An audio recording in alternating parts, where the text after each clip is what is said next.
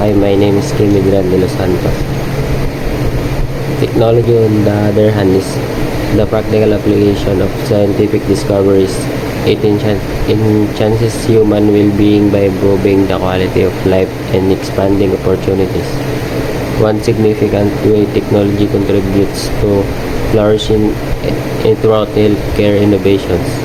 Medical technology such as MRI machines, and telemedicine has revolutionized diagnosis and treatment, making healthcare more accessible and effective. Additionally, technologies like smartphones and internet have transformed communication, connecting people across the globe and facilitating the exchanges of information and ideas. This connectivity fosters cultural enrichment and global collaboration, contributing to a richer human experience. Furthermore, technology plays a crucial role in addressing global challenges.